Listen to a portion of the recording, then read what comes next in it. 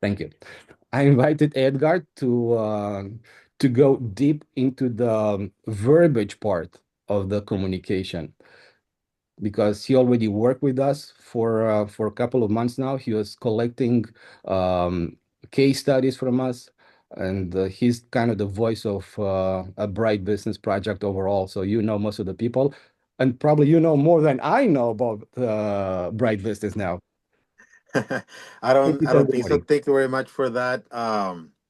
A wonderful and very complimentary introduction. I will take it. I appreciate it very much. And no, I don't think I know more than you about Bright Business um, Club or the concept, because the concept that you have is phenomenal, and I think that that's one of the main reasons why it has brought so many people together, especially of the caliber that we have. So I'm very proud of that as well, and thank you for that introduction as well in terms of what the um the journey that clients have to ultimately make a purchase from us, because you are right. If a tree falls in the forest and there's nobody there to hear it, that doesn't make any noise. Like maybe it does, maybe it doesn't, but nobody's there to see it, so it makes no difference. So this is where we come in terms of having a robust content marketing strategy, which is what I focus on. The content marketing aspect of promoting a business cannot be understated, because it is ultimately what is going to bring clients in. Uh, Content marketing is with clients all along the way in their journey. Content marketing is what brings awareness of a product. Content marketing is what brings validation of a product, a social validation, reviews, case studies. That's when people can see that, oh, this product is solving this problem for those people. Maybe it can do the same for me. And I think that a lot of business owners, um, I don't want to say that they lack awareness, but there is an element of intimidation when it comes to content creation and content marketing. But the ball cannot be dropped. The ball cannot be dropped, because if you have an amazing product, you want to tell people about it. You want to help the people that you can with your product and what your offerings are. And one of the ways that you can let people know about this is with your content, is with your messaging, is with the information that you can provide to educate your clients and give them value. So content marketing is it's a beast. I will fully admit that content marketing is huge enterprise, but but it can be tackled in little chunks. It can be tackled little by little, and little by little action is better than no action whatsoever. Um, by some measures, it is estimated that clients need somewhere along the lines of 8 to 12 touches before they make a purchase. So Mhm. that means that people are not going to wake up just one day and say, today I'm going to buy X product. Maybe they do, but that's after they have completed a journey where they have seen that their problem can be solved, and they have validated that whatever it is they're going to buy is going to solve the problem for them. Mhm. So people don't buy things that they don't understand. They need to make sure that what they are buying is going to help them with the problem they have, that pain point that Florian was discussing, or talking about it. So if you want to be active, if you want to create that awareness of your product, just posting on social media once every blue moon is not gonna cut it. Um, I mean, right nowadays, everything is absolutely flooded with information. People are getting bombarded with messaging, with videos, with post after post after post, and it can be overwhelming. It can be overwhelming, and that ultimately leads to, you know, in action a lot of times. But if you have the right messaging, if you are talking to the right people, if Mhm, you are addressing their pain points, they will pay attention. mhm, They will give you a like on that article that you posted where it talks about something that they are struggling with. And that's when you go from that journey from awareness, when they are just basically becoming aware of who you are, first of all, and also the problem they have. Maybe they already kind of have an idea of what problem they have or they are facing, but maybe they haven't really conceptualized it fully. And then you come along and you say, "Oh, let me see. Are you struggling with this? Or are you struggling with that? Are you having a hard time creating content for your products? And let's talk about how you can have an infinite amount of resources available at your disposal so that you can be uh, a proficient content creator." So people have to become aware of who you are. People have to know that you will be able to help them, and then it is only then that they will then consider buying from you, like, maybe getting this product or maybe hiring so and so for this specific service is going to make sense because they are talking about the issues that I am having and they are offering solutions for my specific problems. And then they will go through that, decision making process until they end up hiring you. And if all goes well and they're happy with your services, they may tell other people about who you are and and how you were able to help them, which is ultimately what we want. We want people to be happy with our services and ultimately refer us to um, other clients, other people. So you have to grow an audience. That's going to be one of the first steps that you're gonna. I mean, having your product is probably the first step, but not always. But we'll, talk about that some other day.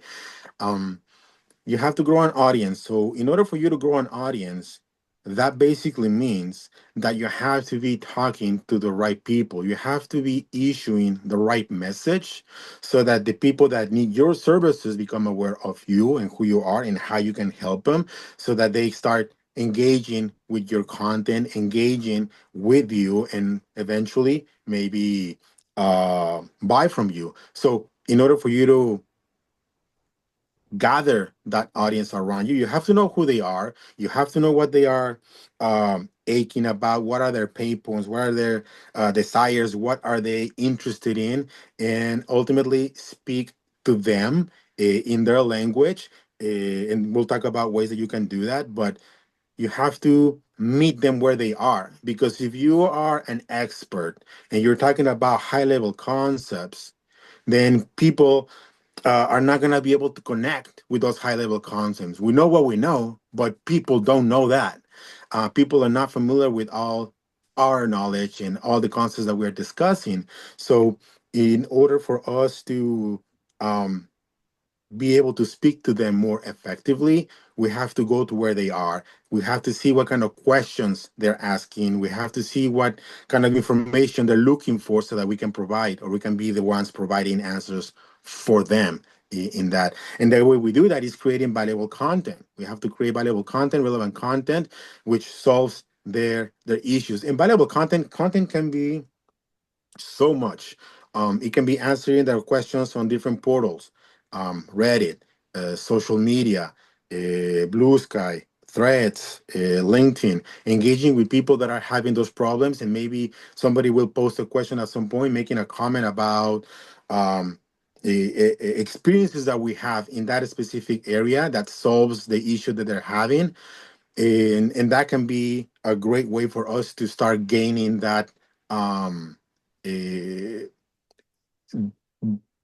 that appearance, or at least showing that we know what we're talking about. mhm, If we're answering questions, say on Reddit, on a portal where they're asking about investing options, and we come in and we say, "Hey, by the way, these are the investing options that I see are most successful," and we write a thoughtful comment about that, people will already know, "Oh, this person knows what they're talking about. Let's see what else they have to say," and then we might start, getting a follow, for example. And showing up once is not going to do it. It's great that we can, be there once and provide a great comment and, tell people who we are, and or answer a question very eloquently. But if we do it once and we never show up again, people are going to forget who we are. And that one effort is not going to really do much for us on the long run. So we have to be consistently be present in these um, spaces so that people can become familiar with us. And again, we have to remember people need those 8 to 12 touches. They need to be seeing us consistently so that they can see that they can rely on us, so that they can see that we can provide them with the help that they need, so that they can see that we have answers for them. So consistency is critical. And then we have to leverage the resources that we have. I am a huge proponent of newsletters. I truly believe that newsletters is one of the most targeted and efficient ways of keeping in touch with our audience and propagating our message, disseminating the information that we have. Um, a newsletter can be very versatile in that you can think of your newsletter almost as your own very personal magazine, and you have people subscribing to that magazine, and that is invaluable because people may or may not log into uh, a social media platform, but people will almost always check their email. And if they see us in their inbox, even if they don't always open that newsletter, they see us. They know that we're there. They know that we are providing content. And if the content that we are providing is valuable, you know what, that's only going to increase the likelihood that they will engage with it and ultimately, again, use our services. So news and the content from newsletters can be repurposed in so many different ways because you can write, and it doesn't have to be a huge newsletter. Sometimes people get caught up in the uh, Content. idea that they have to provide a certain amount of content for in order for it to be valuable. If you have a fleeting thought that is insightful, that can be a newsletter. A couple of hundred words, an image to goes along with it, a reminding of who you are and what you do. That is enough. The important thing is to keep showing up. Quick Um, question. I'm sorry. A yeah, quick question here. The frequency of the newsletter, for example, right now with our database, so we have around 500 plus emails in our for our newsletter for our community, and we have I was talking with Olima, so we have a challenge uh, about frequency. So we should send one email per week with two emails per week because we have a lot of things to share. And sometimes I feel like we should send like two, three emails per week. Uh, my there. I'm sorry. Go ahead, Peter. Hi. well, my comment as a reader, not as a writer of the newsletter, okay, but my comment as a customer, as part of your audience. If you send me 3 emails a week, after the first week, I'm going to block you, and I don't want to hear anymore. So Okay. frequency is very, very important. Now, what I heard from Florin is we got so much information, so we need to do a lot of emails. And my suggestion to you is, look, you have so much content, but pick the ones where you're going to generate the interest most in the beginning with your members, with your audience, and perhaps once a week is okay. Then, from the people who are responding and you are engaging, ask them how often they like to see your information because um, that is my opinion. Yeah, no, that's why I'm asking that. Thank you so much. Yeah, because we want to be in that level. For example, in my case, we want to be at that level. We want to capture all the elements. I'm talking about the events mostly, um, because we have 6 events a month, and we have like two, three events, one after one, another, and at the end of the week, at the end of the month. So we want to be sure we're not annoying. We don't stress people, but in the same time, we want to be sure we are relevant. We send the data so people come to Oh, our events. and Flora, and again, it's a good point that you clarify. You see, that what you call you want to announce the event. I don't see that as a newsletter so much. Mm-hmm. The way Edgar is talking about content, what you're sending is basically your schedule. Hmm. And you're right. You want to send the whole month in the beginning of the month and perhaps in the mid-month before you get toward the end, send that email again or update it and so forth. I say. But I think that's a little bit different from content marketing that or newsletter type that Edgar, correct me, please. No, no, no, Peter.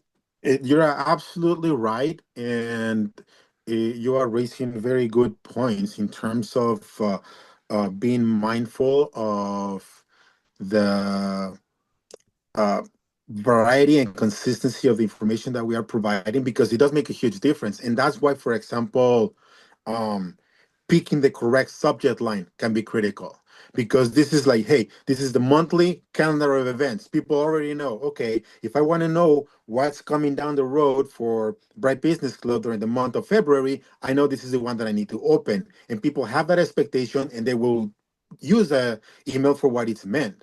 And then if you use another headline with information about a specific topic, then you are pretty much telling people right up front, hey, this is what you can expect from this newsletter. And you always want to be mindful of that as well. But Mhm. yeah, you're absolutely right. There's a big difference in terms of uh, sending out one type of content versus the other. Yes, I got it. Flora, and one more thing. Edgar just introduced another important uh, uh, part of the equation, and Hmm. is the headline, the Hmm. subject. In other words, use the subject to be a little more specific about what you want us to read so we know whether we want to open or not. Because if I already know the schedule because I received it before, I may not be so interested. On the other hand, if your headline is about something important, so let's use the subject. Very, very important to take advantage of the subject and update the subject every email. Update the subject. Even when you reply, if you're talking about the same subject, it's okay. But if now you are replying and you are introducing another question, change the subject to reflect the new question. Yeah, yeah. So, yeah, that's a good point. Thank you so much. Yeah, you see, this helped me to understand the difference between events and the topics, the newsletter, the one with more a pay solution or something educational or to deliver something, not just to make an announcement. Right, because then you can also start delving into content types, like for example, recap of recent events, or maybe a thought-provoking article that you want to share, or insight that you have that is going to help people. And this is where people will start seeing the value that you are providing in your communication. And if they are engaged or if they are interested in what you have to say, they will open your newsletter and ultimately again buy from you. I think that the motive behind each communication is also important to be taken into consideration because not everything has to be a sales Yeah. message. It is in a way, but it doesn't have to be that Mhm. explicitly, I suppose. um, there's many ways, of course, to express or to communicate with people. And I guess I can go over the many different types of content that is available Mhm. for people to communicate. And we can start with, for example, again, I guess we already started. Newsletters is the one that I tend to favor. Again, it keeps your audience engaged, it keeps you top of mind, and if you're providing valuable content, it will keep people interested in you. And we have to be mindful of not sending too many emails to Peter because then he will block us. Case studies. We have been doing some case studies, and I think that case studies are critical because they will show real.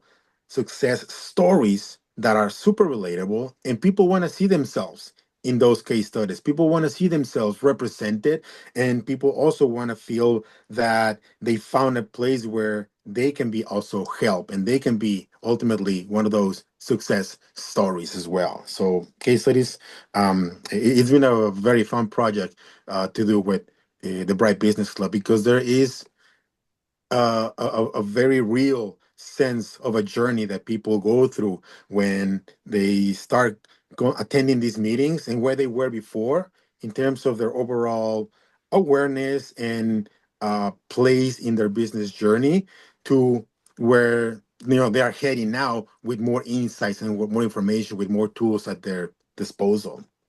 Mm-hmm. um, so case studies, blogging.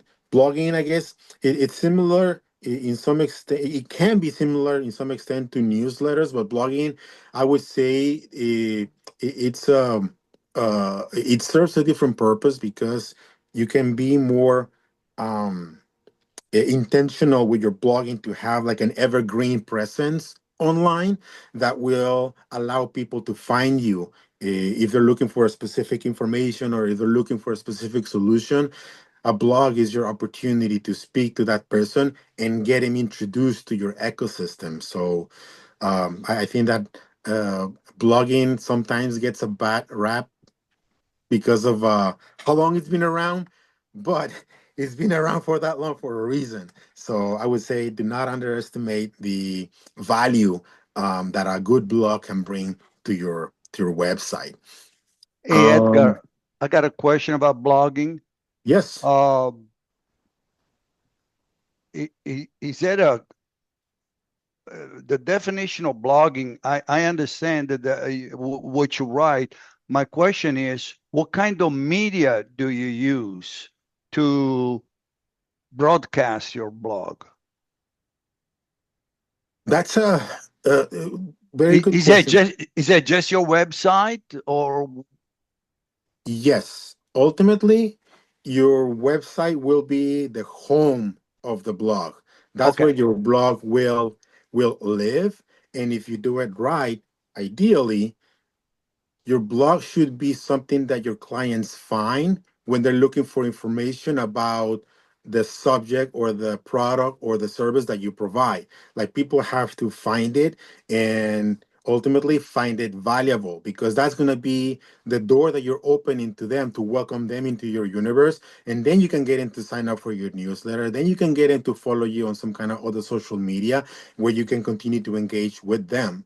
Um, but yes, ultimately, your blog is a space in your website that will draw people in, hopefully. But then at the same time, you also have to do some legwork in promoting your blog in your channels, so that you can start getting some traction. You can start getting some clicks. You can start getting awareness, so that at the very least, the people that know you know that you have a blog, and that they can find information about your subject matter there. Thank you for asking. Thank you. Thank you very Thank much you. for asking. Ebooks. Ebooks can also be a great tool for business owners and professional service providers, because, I mean, if I'm going to buy something from someone, it it is definitely reasonable to assume that most people will want to buy stuff from the person that wrote the book on a specific topic. It's just having a book gives you so much validation. Um, That you need it doesn't. subject. I'm sorry for interrupting. Subject matter expert. You stand up for that topic. Oh yeah, exactly, exactly. Because and it doesn't. Here's the funny thing about ebooks or any kind of written content. Really, it doesn't necessarily have to be groundbreaking. It doesn't necessarily have to be a monumental enterprise. It only has to be you. It has to be your voice. It Your voice. has to be your message. It has to be your take on an existing item, but that's coming from you. And I mean, just like people have different tastes, some people will like red wine, some people will like white wine, some people like horror movies, other people like action movies. The same thing can be said about the way people consume content from any topic. I may like how this person talks about financial literacy. I may like how this person talks about financial literacy. And they can have completely different approaches to discussing a subject, even though they're talking about the same thing. Hmm. Hmm. So never underestimate the power of your voice because people may like you. Yeah. So if you're going to write something, even if it is about something that has already been written, it's gonna be different because it's coming from you and people like you. So do not uh, underestimate your voice and the way that you can present information to people. Um, Yeah, I'm sorry yeah, for interrupting you. This is a really good point, even for our community. That's why we are not limited for one profession or one business per industry or something in our club, because we want to have different voices. Maybe they cover the same topic, but you have a exactly. option to choose, and that's gonna make more flavor. You're gonna add more flavor to to the table. No, and how many times have we, for example, heard someone say, "Oh, you know what? I never heard somebody talk about that specific topic in that way. Now Mhm. it makes sense to me." Yeah, resonates You for me. know, Yeah, yeah, so each individual perspective can add value and can resonate with people in a different way. Um, Social media posts, I would say, pretty much, I would say, pretty much anything that we uh, type anywhere can be considered content ultimately. yeah, And at the same time, it can be a source of inspiration, or it can be a way to keep your brand active and present in the general landscape. So don't underestimate the value of engaging with other people's posts, making thoughtful comments. You never know how that is going to ultimately lead to somebody seeing, oh, I like what this person said. Let's see if we can connect on LinkedIn. Let's see if I can follow them on, Threads or any social media site, and things like that. So I guess again we go back to the same concept that we were discussing earlier about showing up. Keep showing up. So that's what I would say about that. Um, Now, something that I also want to touch on real quick is AI, because it, I am not lying that probably every single time that I go to a meeting and introduce myself, inevitably there will be someone that approaches me yeah, and asks me, "What about AI? Aren't you afraid that AI is going to take your job?" Um, it, and the truth is that I believe that AI is going to open up even more opportunities for copywriters in general, and for more people to engage in the content creation um environment. And the reason for that is because you will see, and you can already see it. You can already see it, how a lot of the messaging is beginning to sound kind of the same across the board. There's a lot of very uh, trite phrases that are being used in content, and that makes you go, okay, well, I've seen that somewhere else. And aside from making it, or instead of making it somewhat relatable, it's almost off-putting sometimes when you see content and you know for a fact that it was created with AI, and it just begins to sound like this echo chamber where, you know everybody is saying the same thing. um don't get me wrong. I think AI is an amazing tool, and I use AI, and I think that it's one of the greatest things that has ever been created. But you have to be um, responsible in your use of AI so that you don't lose credibility, and so that you can actually make the best out of it. Um, I think that there is a great because even now when I use AI and I use a prompt, um, you still have to do fact checking. It will spill out a lot of information that is just not correct. um, you have to uh, give it your own voice. Again, we go back to what I was saying earlier about how it's important for you to have your own voice so that people resonate with you. People like you for who you are and the message that you have. But if the message that you have is just a copy paste from AI, then that human connection is going to be lost. So, yes, you need somebody that knows how to uh, edit, manipulate, change, sculpt, if you may, Craft the that. AI message to make it human, to make it relatable, and to make it real, ultimately. So I would just say that um, about AI. And what else I wanted to say? Hmm, Ideas for content creation, real quick as well. I was telling you earlier that everything is content, and I'm talking about every post, every comment that you make, any discussion that you have with people can Mhm. be inspirations for content because there's a lot of people that struggle with it. It's like, well, I have a blog, but I haven't written anything in years, or I have a newsletter, but I don't really publish it because I don't have any inspiration, and I'm all only if you are living your life under a blanket, you will have no inspiration. But if you're like moving around in the world somewhere, anywhere, even if you're just scrolling in your phone, there will be inspiration there. There will be insights there. You just have to open your eyes to it and have that disposition to reframe your thinking into just consuming the content and instead thinking about how that content is making you feel and why is it valuable to you or why it can be valuable to other people. So um, for example, you can go to Reddit in your specific area and see what questions people are asking. What are people asking about creating business? What are people asking about finding funding for my business? What are people asking about promoting my professional practice? What are the questions that people are asking about that? And if you have answers, start posting those answers and use those answers and use those questions to also create content of your own. That's your newsletter. How do I find funding for this type of specific type of business? Well, these are your options. And then out goes a newsletter, and it's just content, personal insights from everyday life.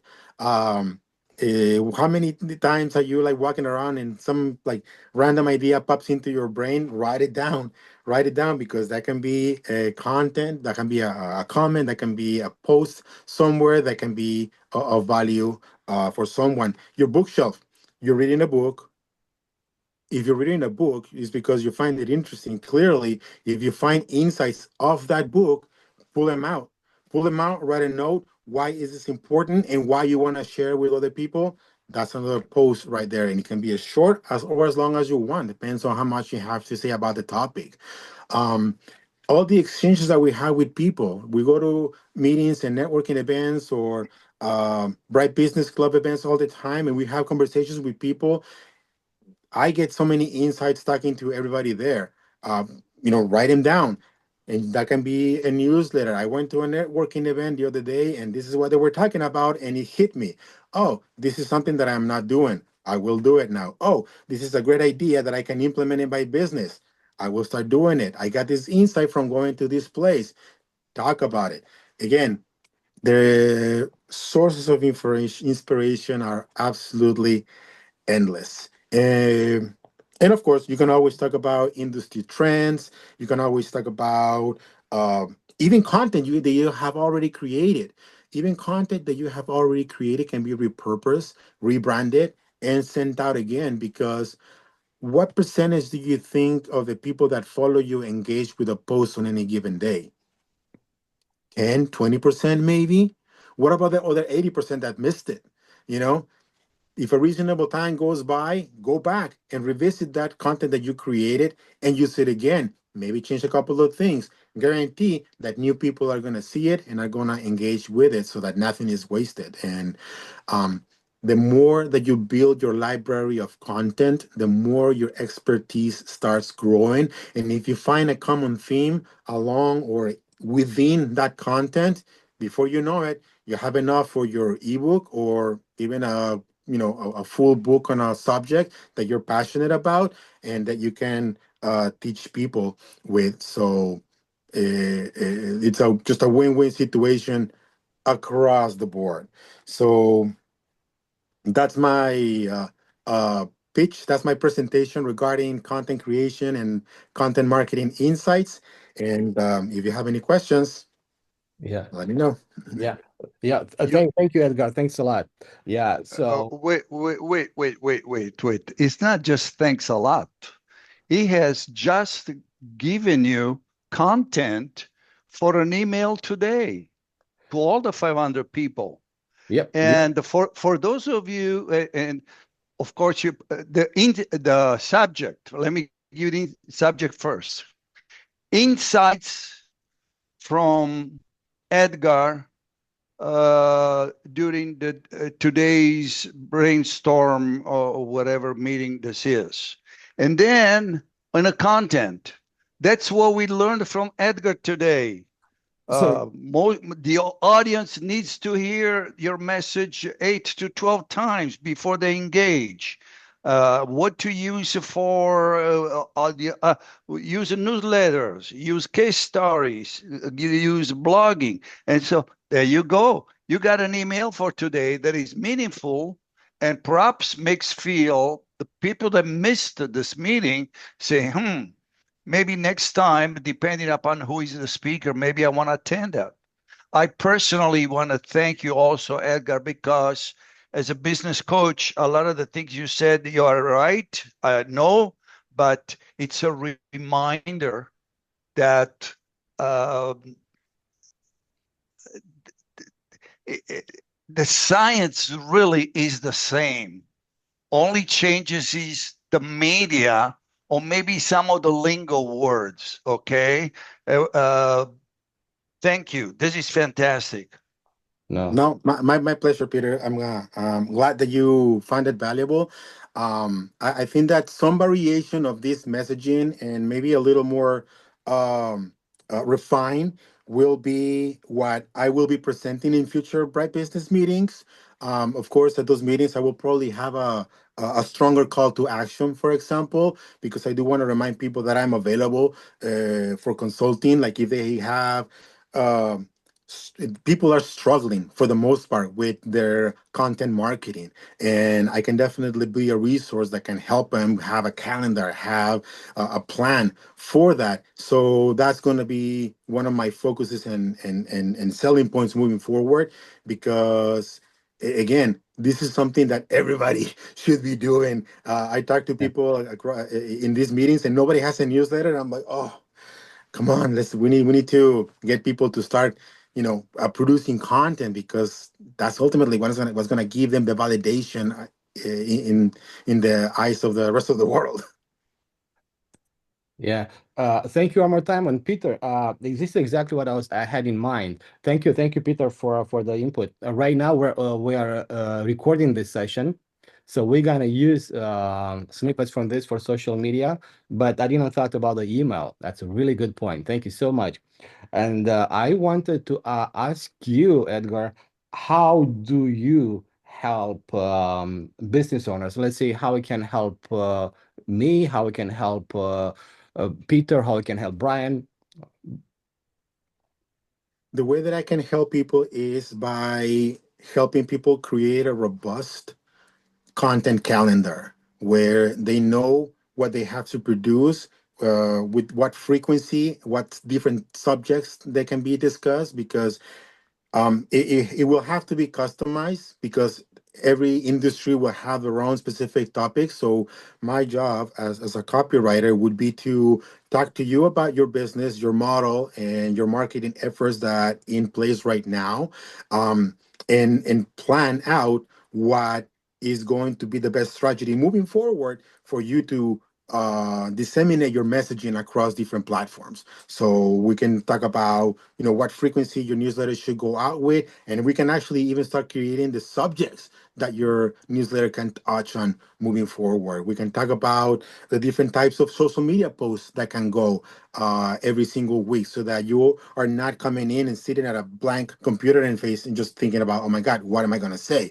Like you can have that planned out ahead of time, so that when the time comes, okay, I know that I need to talk about something about a specific subject or a specific area, or a specific topic, and you can just Yeah. post it. Like you said earlier, consistency is the biggest challenge. It's the biggest challenge for me and probably for most of the people.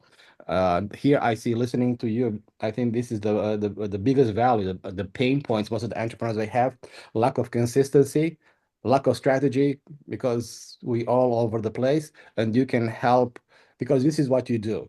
I'm busy trying to do many things, but you have only content in mind and you know better than I do. For example, why should we go when and that frequency we're talking about. Absolutely, and there can be many different levels, because there may be some people that are quite comfortable with their ability to create content, and then in that case, I can just help them with the inspiration topics. Say, okay, this is are the different subjects that you can touch on, and we'll create that calendar for people to start tackling on. And some people maybe need some additional assistance, and then we will create a strategy so that I can extract the information from them, and then I can craft it and present it to them and say, okay, so you want to talk about this subject? Let's talk about it. I will put together the content, and then present it to them so they can ultimately publish it, or I can publish it for them. Wow, love it. Now you see, this is a real talking about the pain solution. I think you you educate us a little bit. You like as Peter said, I kind of know all this, right? I have a blog, I do work a lot on social media, but having all this recap, having okay, refreshing. Like, okay, I have Yeah, to. it's always helpful. I think it's always helpful because, Yep. again, out of sight, out of mind. And if we're not constantly being exposed to this content or this information, it's very easily to get distracted and move on to whatever requires our immediate attention. So yeah, thank you, No, thank you. thank you so much. I have one more question before you go. One more question. One more question. What is, again, I'm sure you use different forms of marketing to promote your business. What do you find in your business, Edgar, with your specialization, your expertise? What do you find one marketing tool that works best for you to generate clients, of course, to generate new clients?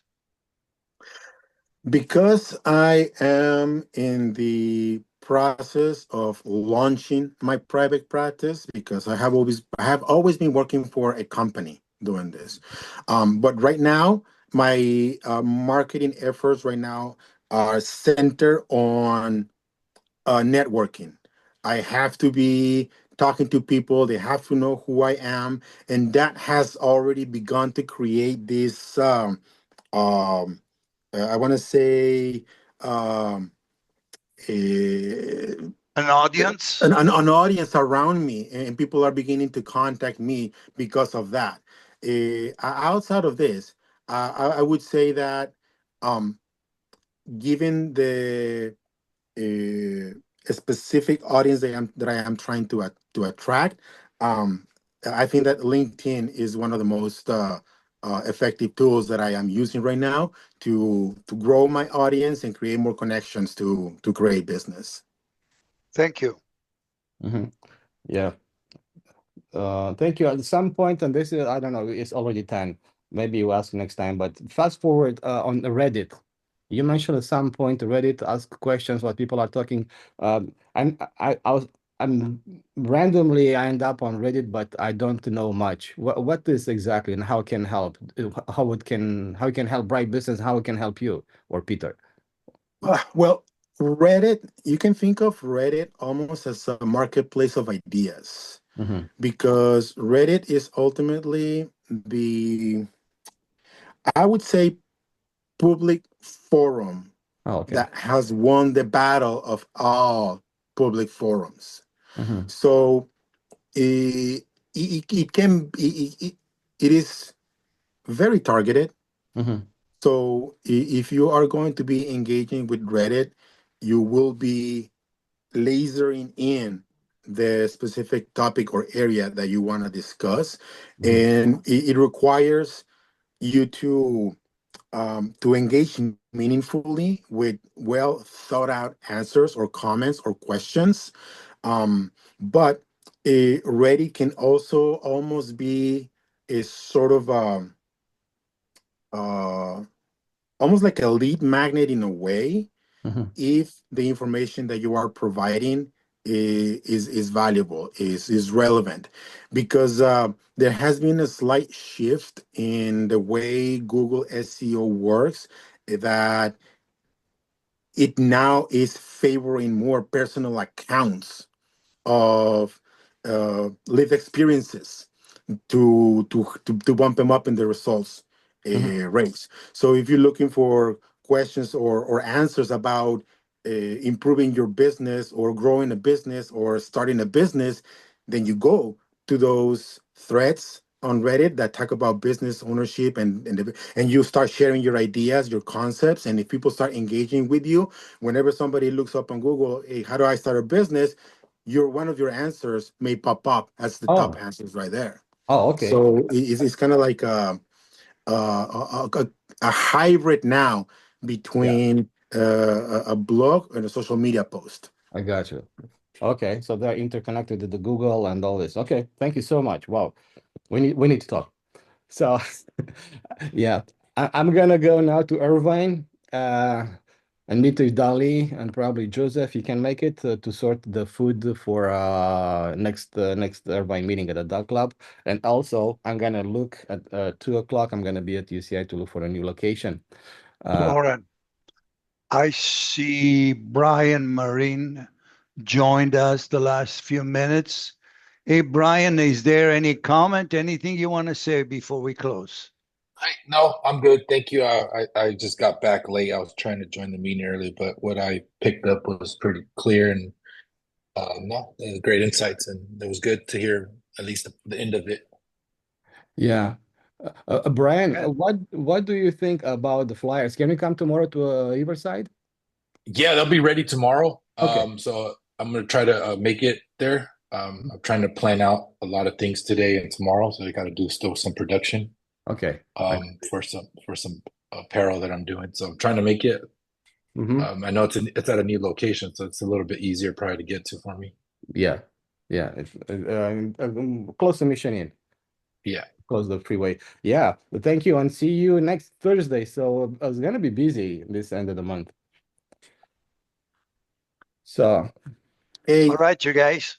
Thank you thank you, all. everybody. thank you. Florin, Yes. Peter, thank you so much for being such a wonderful and insightful audience. And I hope that the information was helpful to you guys. No, thank you so much. It was wonderful. We need to talk. We need to talk. Yeah. Take care, my friend. Take Bye, care, All Peter. right, everybody. you Thank you. guys. Thank you, Brian. Bye.